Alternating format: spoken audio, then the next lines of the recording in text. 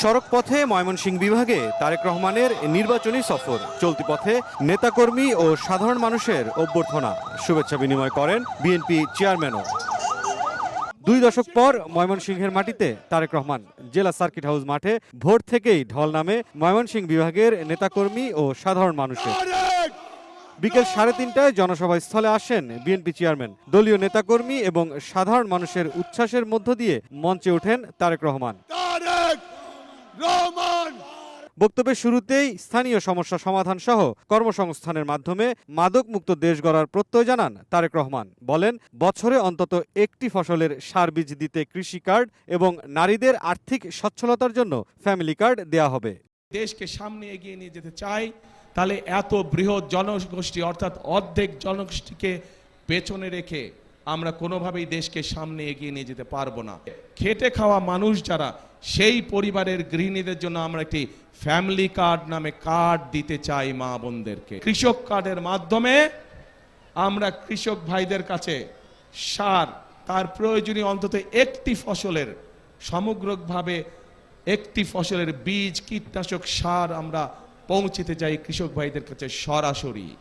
আমাদের এখানে একসময় অনেক খাল বিল ছিল না আগে? এই খাল বিলগুলো সব ভরাট হয়ে গিয়েছে। এই খালগুলোকে আমরা পুনর্খনন করতে চাই। আপনারা কি চান আমরা এই কাজটা করে, এই কাজগুলো করে? কারা কারা চান যে বিএনপি এই কাজগুলো করুক? যে কাজগুলোর কথা বললাম সবাই চান? 12 তারিখে ধানের শীষকে জয়যুক্ত করতে হবে। বিএনপি দুর্নীতি করে থাকলে সে সময় সরকারে থাকা জামায়াতের 2 মন্ত্রী কেন পদত্যাগ করেনি, এমন প্রশ্ন রেখে তারেক রহমান বলেন, দলটি পলাতক স্বৈরাচারের ভাষায় বিএনপিকে আক্রমণ করছে। একমাত্র বিএনপিরই দেশকে এগিয়ে নেয়ার সঠিক পরিকল্পনা ও অভিজ্ঞতা থাকায় গীবত করে কোনো লাভ হবে না বলেও জানান তারেক রহমান। সেই স্বৈরাচার যেভাবে বলতো তাদেরই ভাষা ব্যবহার করছে বিএনপি। তাদের বক্তব্য যে দুর্নীতিতে বলে চ্যাম্পিয়ন ছিল। আমার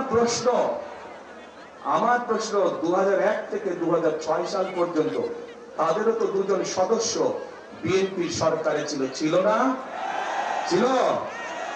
তো বিএনপি যদি অতই খারাপ হয়, তাহলে ওই 2 ব্যক্তি কেন পদত্যাগ করে চলে আসেনি? অনেক দল আছে যারা এসে অন্য দল সম্পর্কে বিভিন্ন রকম কথাবার্তা বলে। শুনেছেন না আপনারা? শুনেছেন। আজকে যদি আমি এখানে দাঁড়িয়ে আপনাদের সামনে অন্য দল সম্পর্কে অন্যরকম কথা বলি, তাদের গীবত গাই, তাদের সম্পর্কে সমালোচনা করি, তাতে কি জনগণের কোনো লাভ হবে? জনগণের কোনো লাভ হবে না।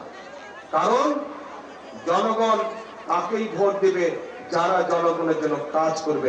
বিএনপি বাংলাদেশ জাতীয়তাবাদী দল হচ্ছে সেই রকম একটি দল যাদের পরিকল্পনা রয়েছে আগামী দিনে দেশকে কিভাবে পরিচালনা করবে।